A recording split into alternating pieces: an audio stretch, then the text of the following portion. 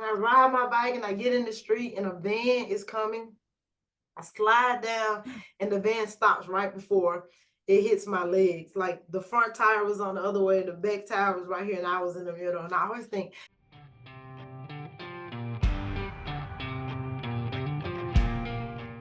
Today on the show, former track star at Memphis Central High School and the University of Memphis. Now the CEO of Boys and Girls Clubs of Greater Memphis. Gwendolyn Sanders Woods is up next.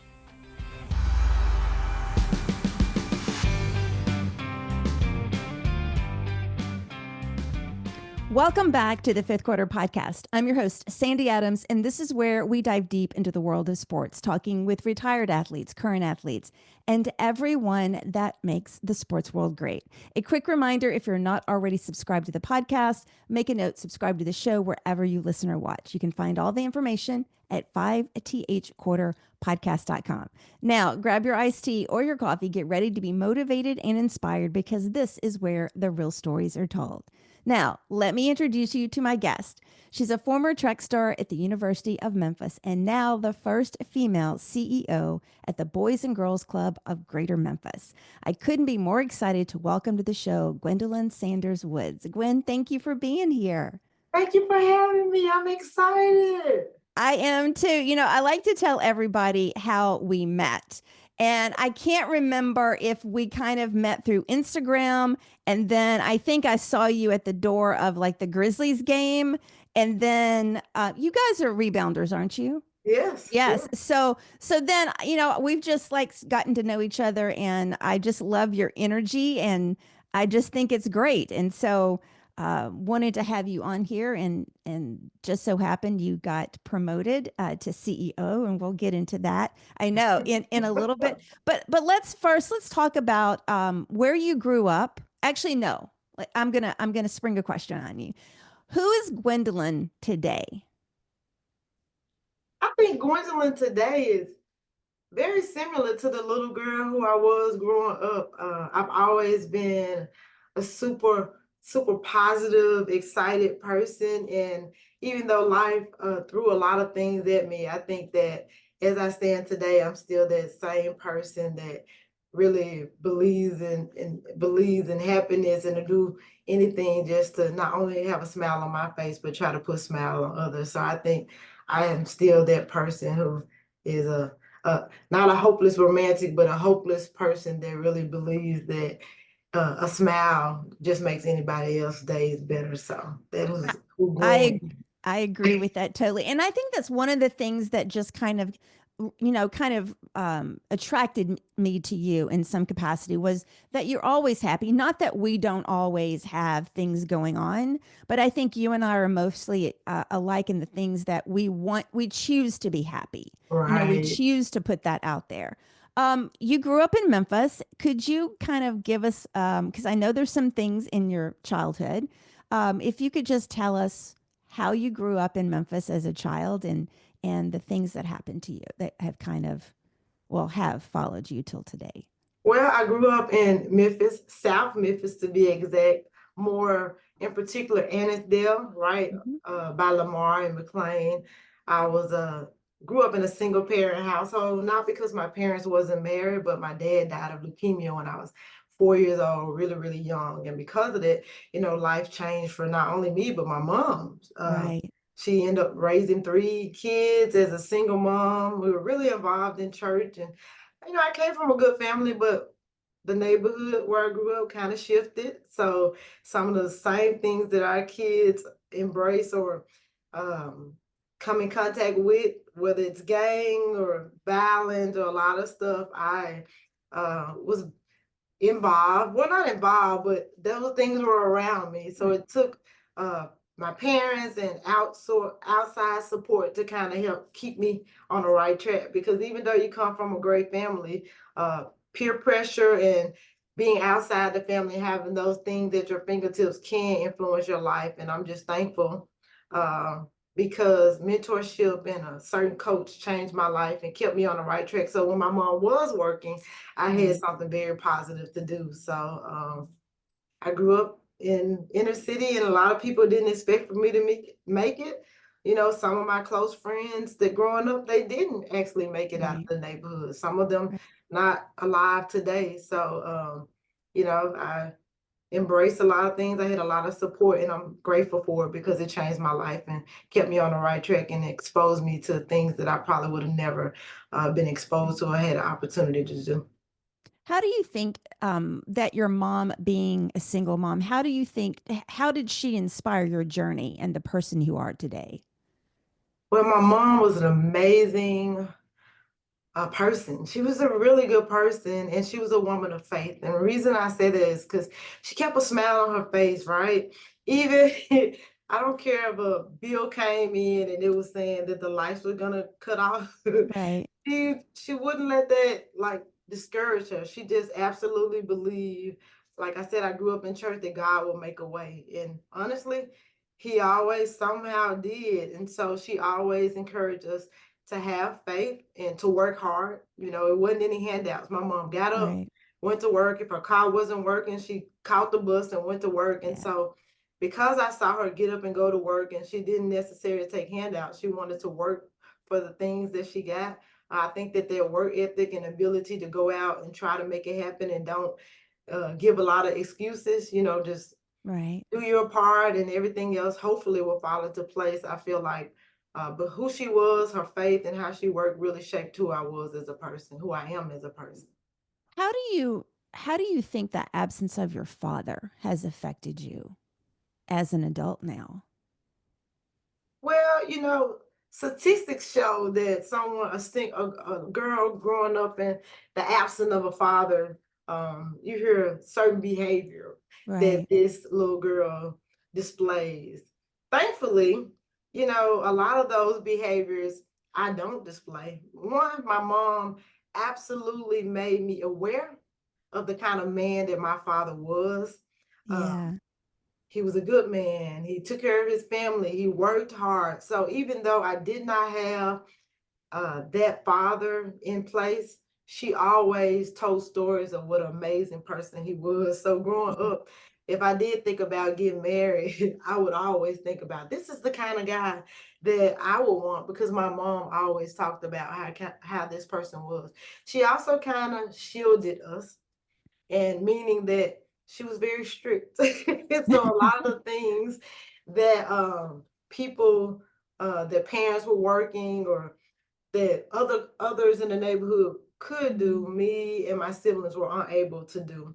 I feel like it could have went differently, but we did have support system. I had an older brother who was 9 years older than me. Yeah. And so although I did not have a father, I had an older brother who was standing on the porch or in the yard across the street to make sure that even if he got into a little trouble, he was going to ensure that his little sister was not gonna uh, Right.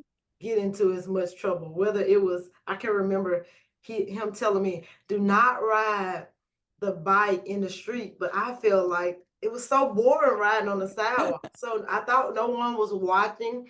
And I ride my bike and I get in the street and a van is coming. I slide down and the van stops right before it hits my legs. Like the front tire was on the other way, the back tire was right here, and I was in the middle. And I always think, maybe I was really supposed to be good at track because he did not hit my legs. My brother snatched me, took the bike, and I wasn't able to ride it. And ever since that day, I kind of listened to what my big brother told me. So although I did not have that dad, I had an older brother who was kind of like a father figure to me. Sure. It's funny. My brother is actually 9 years older than me. He wasn't quite as observant, but he used to forget about me. Like he'd be supposed to pick me up when he got out of high school and I was still in elementary school. And he would like forget unless he pointed his car towards the elementary school. He would completely forget about me and I'd be standing out on the corner. Where's my Um, brother? um, so you mentioned track, and I talked about that obviously in the intro. When did track become a part of your life? Well, so in the neighborhoods growing up, you will always race. We would get in the middle of the street and you would Yeah. race. And the older you got, you wanted to be like the fastest on the street. But what happened to me, ironically, is when I was in the 7th grade at Fayetteville Junior High, there was a basketball tryout. And as a part of the basketball tryouts, you had to run a mile. So I wanted to make the team. So Right. we ran a mile, and the basketball coach timed us.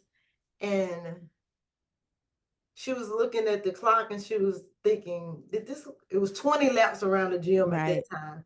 She was thinking, did she really just run that time? So she made us run it the next day, but she called the track coach in and she made us run the mile again because she wanted the track coach to see it. Right. And so I think at that time it might have been at the time, maybe at that time, maybe a little bit up on the 6 minutes for seventh grade. I eventually got way better, but they were just so shocked that a 12-year-old was running like a 5 something minute mile. And Wow. and so I got stuck running the mile since that day. I made the basketball team, but it all came because she wanted us, that was one of the requirements to run a mile. They were trying to weed people out, and I ended up being really good at running the mile.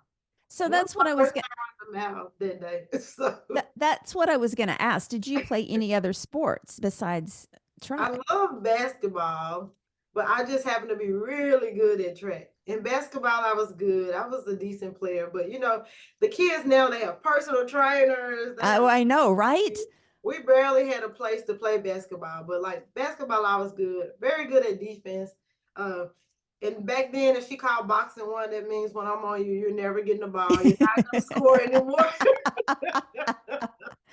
I know So yeah. these people today, like I don't, I saw an interview the other day that said, I don't know if it was LeBron or somebody else. They were like, these players today, they couldn't have played back in the day. Like they couldn't have handled like the toughness. Oh no. No, they could not.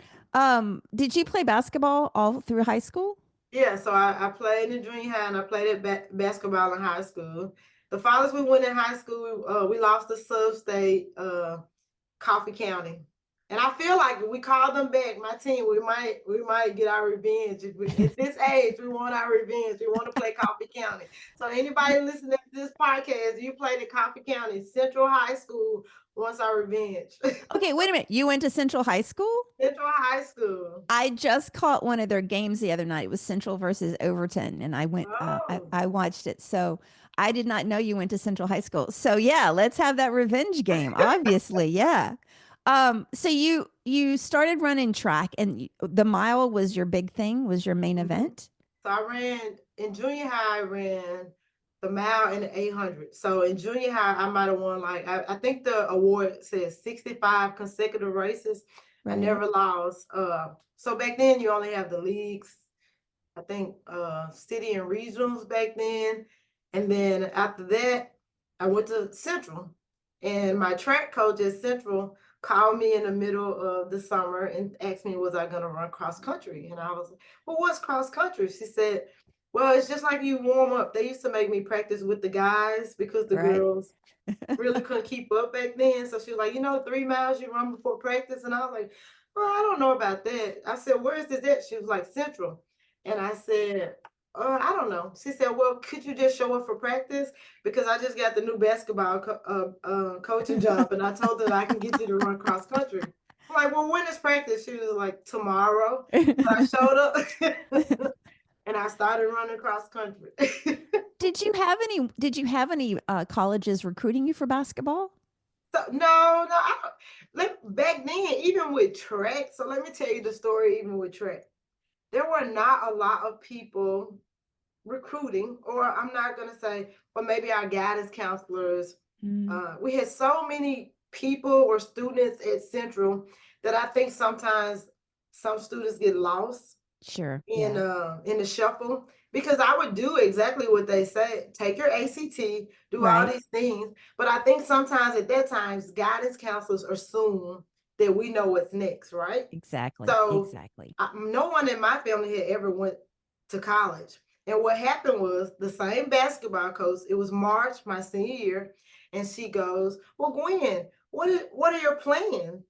And honestly, my plan was one to finish high school because and to have no kids because growing up, that's all Sure. they said, don't have kids and graduate from high school. And Right. so in March, she was like, nobody's reached out to you about track. Well, let me make some phone calls. So Miss Bennett, shout out to Miss Bennett. Her husband is the founder of Streets Ministries. She's my Oh yeah, yeah, mentor. yeah, yeah. She made some phone calls. She she made a visit to UT Martin, and my mom and I went there on spring break. My mom was so excited that she signed with them like the first visit. Like she signed with them. We went there, but because Miss Benny made those phone calls, she got me that scholarship. But so many people assumed because I was really good at track that I had already signed with someone, and Right. it was not true.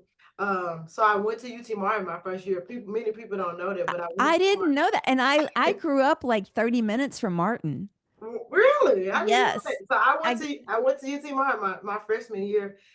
Ironically, when I signed with Martin, before I got there, the coach decided not to come to Martin. And so she had a bunch of the best of preps. Back then it was something mhm. like the best of prep finalists. So three of the best of preps, myself and two others, we signed with UT Martin. But the coach, when we got there, left. And so we were up there with another coach that we Oh, are that unsure about. sucks. Yeah. So some those two of those did not run. I ran, but then I transferred to Memphis the next year when the coach Brenda Cass called me and asked me Mm. would I be interested in running at Memphis. And anybody who knows me knows I love Memphis. So You do. You do. And that's another thing I love about you. Like you are like the biggest cheerleader. I love Memphis. So that was the day I was so excited. So when I transferred to Memphis, I was excited to run for coach. So I've been on UT Martin's campus. I've been in Martin, so I know what it's like there. So, what was that culture shock like to go from Memphis in a city to Martin, Tennessee? It was very shocking. Because basically, it's like surrounded by like fields of like corn and soybeans Right. and whatever. And so Walmart was the highlight of the Yes, yes, day. yes. And quite honestly, I can't remember doing anything. Oh, yeah, Walmart was Yeah, the highlight of yeah. the day. And It is. Wendy's. Yeah. Why? Yeah. Exactly. But people Uh. were really nice on campus. You did a lot of stuff on campus Yeah. because there wasn't much to do outside of it. So Yeah. I met some nice people, but I was really excited to get to University of Memphis. So what was when you came to Memphis, like what was that like that first year? Well, let me go back. So, and I guess it applies to Martin or Memphis. What was the difference running in college track versus running in high school as a track person, as a track athlete? Quite honestly, so in high school, I was really used to a man coach. Mm, And when I say that, when we talk about toughness, right, um, I was just used to a man coach or coaches that had a lot of experience in different things. So right, if it was field events or if it was distance or if it was sprints, I was used right, to kind of that because I went to Central, so they were extreme about the coaching staff. And when I went to Memphis, it was kind of my coach was a hurdler. So oh yeah, her focus, she was a great hurdler, and her dad was an Olympics. So, right, but it was more geared towards that. And I also think it was more of a job in college because, yeah, like you go to practice after school and then you kind of go home. But when I went to Memphis, it was you got morning practice sometimes, you got afternoon practice sometimes. You have to study hall because we have a right. certain amount of hours that we had to get. Um, so it was a trying to really have balance on all the things and make sure that you checked all the boxes in one day. So You know, it was I don't even like the athletes today in college. I don't really, it's a lot on them. And, you know, with NIL and all of that that brings into to play, there's just so much that they have to do. And it really does become a business. Um, what was your favorite moment during college as an athlete? so I just mentioned that I was used to like event focus of coaches, but my second year I was there. Our coach hired a distant runner. He only stayed 1 year, and his name was Sullivan. He was really tough. Like I think he used to be in the army, Right. And that was my best year. Um, but a lot of people complain because it was a lot of Yeah. injuries and stuff. Yeah. But my favorite moment is when I think my teammate and myself, we got the dynamic duo Mm-hmm. this award. And this the same year we got the distant medley. We kept that record until like I think 2020 or 2019. We Oh kept my it for like gosh. 20 years. But my favorite moment is was when Sullivan was there and he was really into it. So he would long runs, he would run to us. He made sure that we ate the right things. I love pasta to this day because he used to make us eat pasta the day before. But my favorite moment was the year I think 95 that Sullivan was there and just you see the time drop and you improve. And so my favorite moment was when, Yeah. not that I don't love Coach Cash, I love you, Coach Cash, but But but you can love him differently. Like you can love him differently. I needed that. I needed that toughness and reassurance, and he had a way of making sure we were held accountable. And I think growing Right. up the way I did, I needed that. Yeah, I agree with that. What do you think were the top 3 lessons that you learned in college? One, I learned that I talked about a mentor that I had in middle school and high school. But I also want to say, remember, I was the first to go to Mhm. college in my family. And so, although it was a blessing to go to college, it was a very different experience for me. Nothing really Right. prepared me for that. And so, I realized that even as a grown up, sometime or a young adult, I needed a mentor, right? I Yeah. needed Right. someone to walk me through that. And so, Dr. Hale, who is still at University of Memphis right now, who retires in May, became that mentor. She was one of the counselors in the athletic department. Right. Um, um, I realized that I needed that kind of support. Again, she held us accountable, made sure we were going to class and doing the right thing. And even after college, she made sure that she maintained those kind of relationships. So I think that anybody that came through University of Memphis during her time, the level of respect that we have for Dr. Hill is Right. very, very high. She was amazing. That was one of the things I learned. You still have to work hard. You don't Mhm. have your mom and dad there. Yeah. Um, and I also learned that anything is possible, right? Now, I Right. didn't want to just attend college. I wanted to get my degree. And I learned that you have to bet on yourself, but you also have to make sure that you do the work. The door has been open, That's but what right. are you going to do once the door is open? And I decided to walk in and make sure I did everything necessary that I left with my college degree from University of Memphis. So at that time, and maybe starting college or closer to the end of college, did you have plans? Did you have a plan for what you would do after college? Did you want to continue running professionally, or what was that in your thought process? So in college, I my end of my junior year, I got something called exercise induced asthma.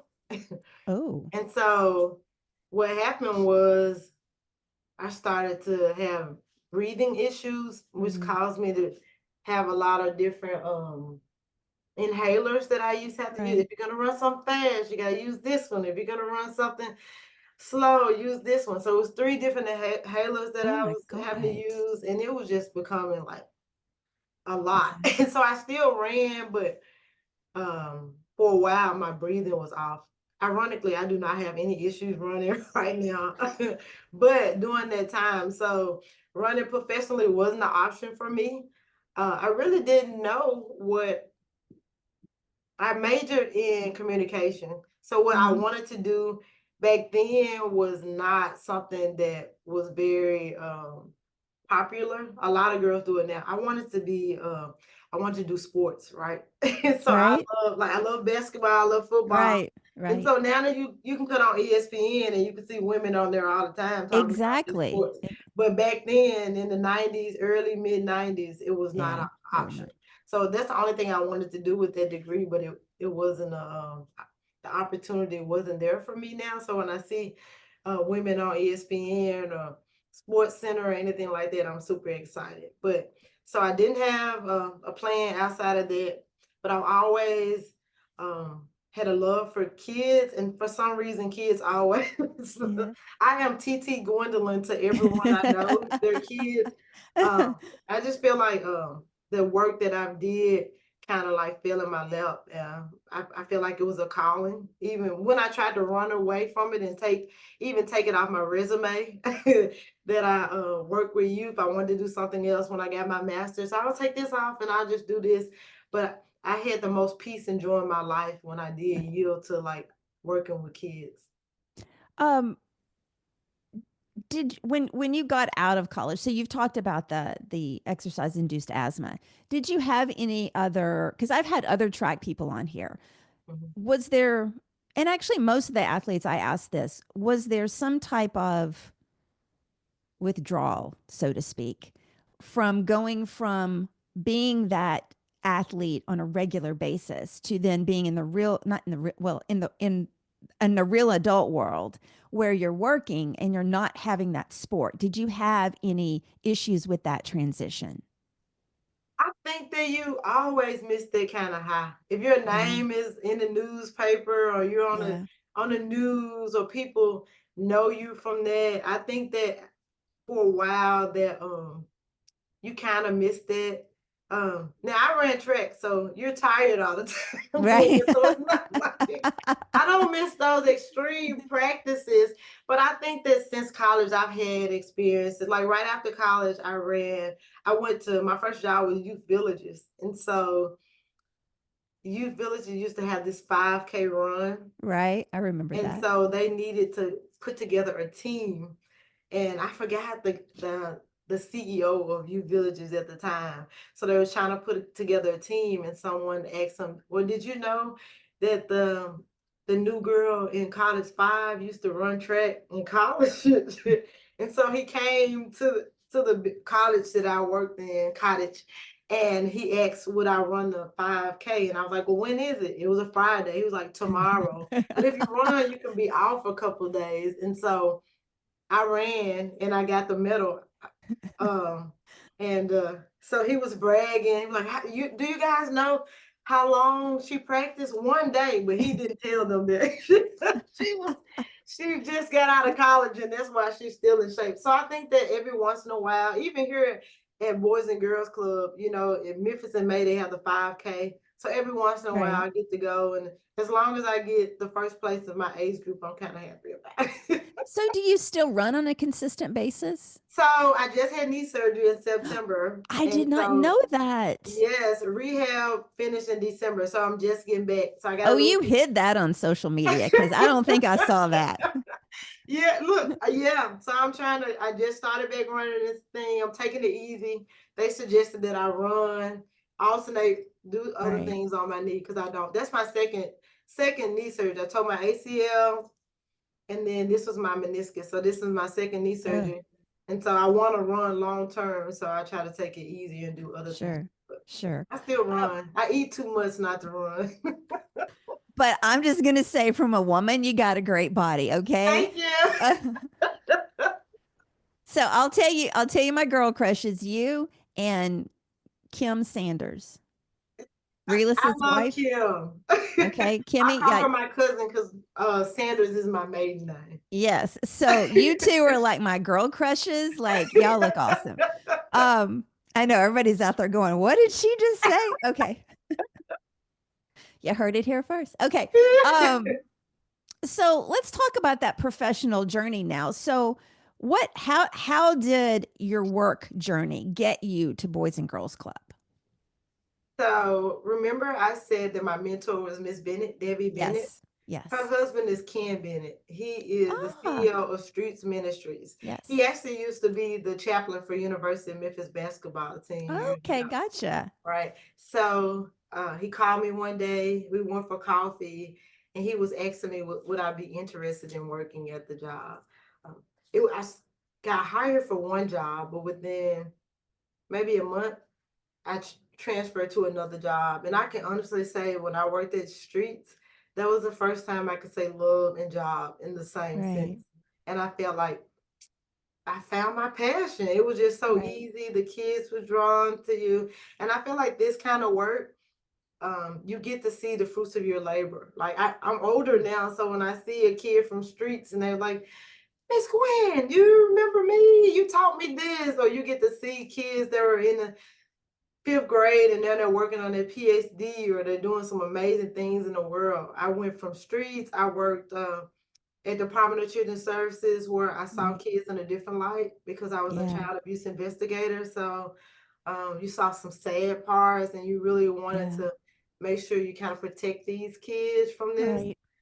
I worked at in the state where I used to see some kids that didn't abide by the laws and maybe they were locked up. And so I saw that set of it. Mm, And then I started working at girls in these in boys and girls club. These particular jobs try to prevent those kids from being right. locked up. So I love Boys and Girls Club because it allows me to use every job that I've ever had and that skill set and the knowledge to try to impact the kids that we serve. So for the last 25, 30 years, I've been Right. working in youth development. I'm telling my age.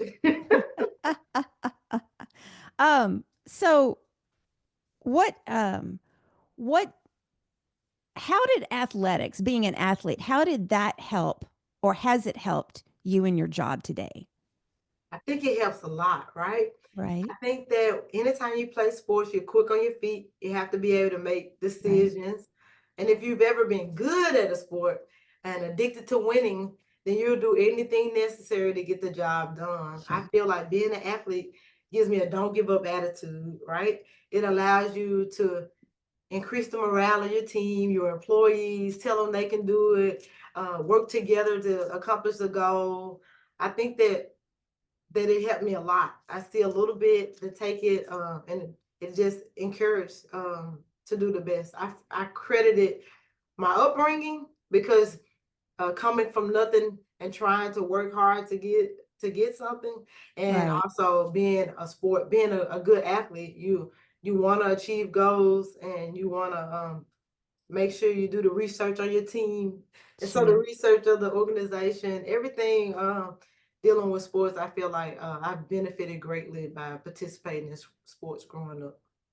So, what piece of advice would you give to young people today who are navigating challenges and looking for their passion? Because I think a lot of kids, I think if they can find something they're passionate about, I think that kind of helps them figure out their journey a little bit better. So, what advice would you give to young people today?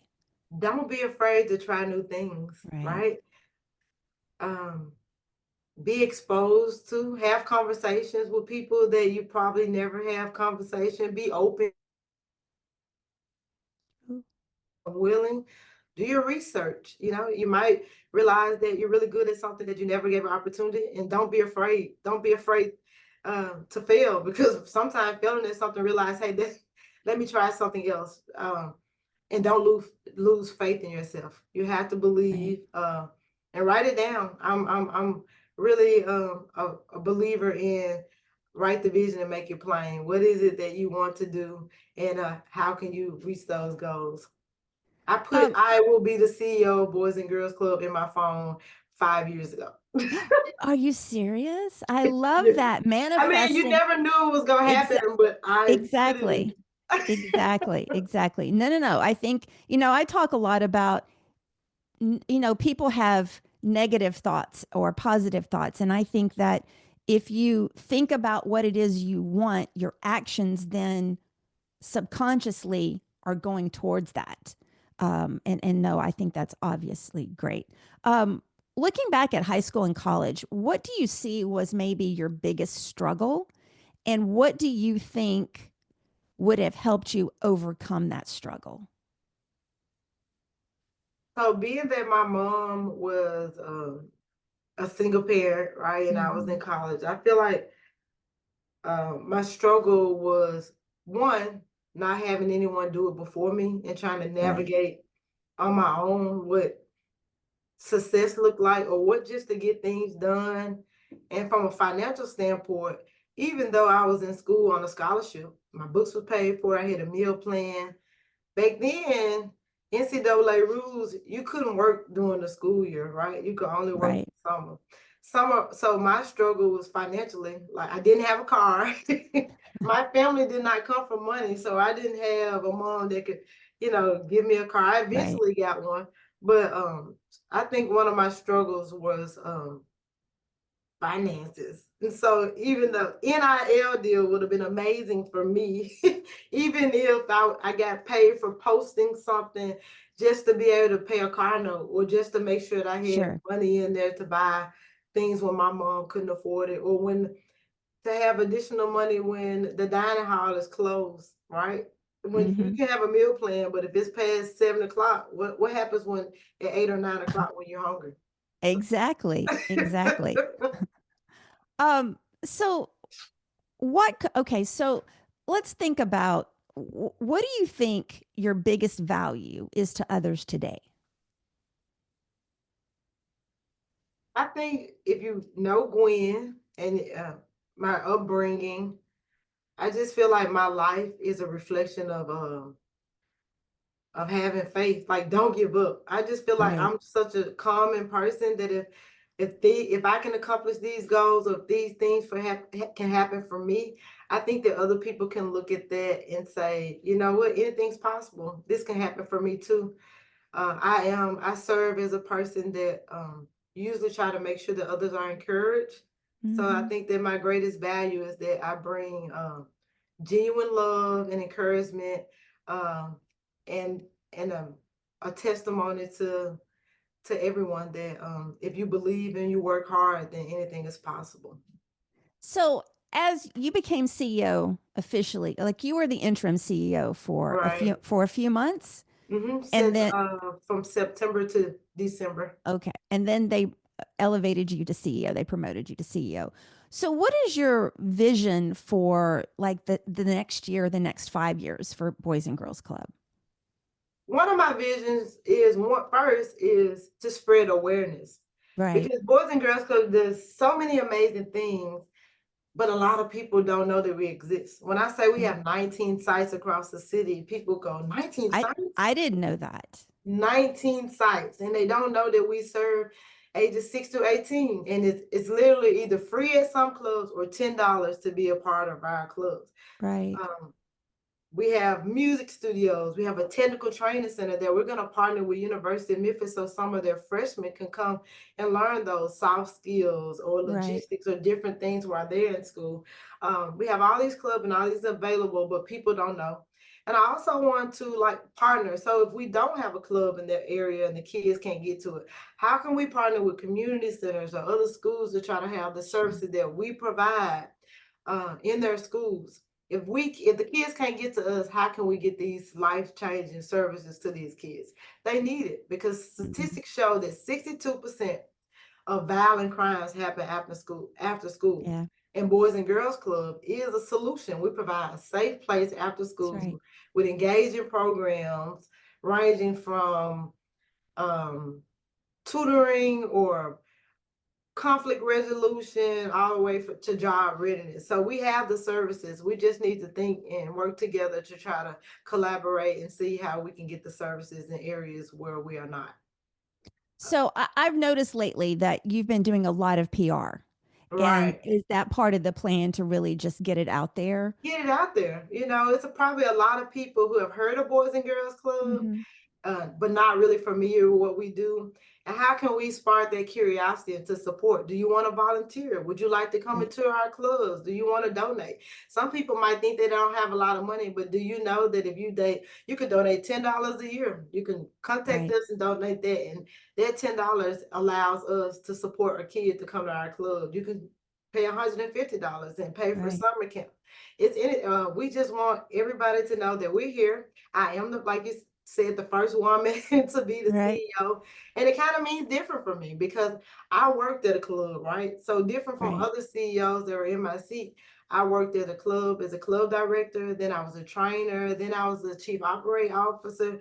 So I come from a different perspective. I understand how the club staff feel, and I'm able to let you know exactly what we do in the club. So I'm excited. I want anybody that wants to partner with Boys and Girls Club to be a partner with Boys and Girls Club. Our city needs us, and how can we play our part into reducing crime and making sure that the kids in our city are equipped with a future. I want to be Right. just like my coach stopped me in the hallway and said, "What is your future?" And not only did she ask me that question, but she helped me obtain that future. And that's exactly what we want to do at Boys and Girls Club for as many kids as we can. Last year alone, we serve almost 8,000 kids across the city. That is amazing. And you talk about $10 a year or whatever you can donate. I think sometimes people think, well, I don't have $5,000 to donate, so I'm just not going to donate anything. Right, Literally a dollar, anything would help because right. you build that all together and it makes a big difference. So where can everybody find Boys and Girls Clubs on the website? What's the website and social media? It's www.bgcm.org. Okay. www.bgcm.org. We have Facebook, Boys and Girls Club of Greater Memphis, and we also have Instagram, Boys and Girls Club of Greater Memphis. We're excited because our next event is April the 22nd. It's What our steak and burger event, and I'm excited because I know. I was like, yes, big time. Okay, yes, for Isaac Bruce. before Oh, you say that though, for everybody, I'm gonna put the website and the social media in the show notes, and if you're watching this on video, it'll be on the screen. So yeah, tell us about Isaac Bruce. Isaac Bruce is going to be our keynote speaker April the 22nd. It's our steak and burger event. It's our annual steak and burger event. Steak and burger. It's so it started because back in the day, the kids used to eat the steak and the adults used to eat burger, and they called it steak and burger event. So we Oh, actually have steak and burgers, but we realized that a lot of the kids want the burger right, right, right, with right, the steak. But it's our one big fundraising event that people can come and donate. And because of those donations from Steak and Burger, that's the reason why we're able to allow kids to come for $10 right.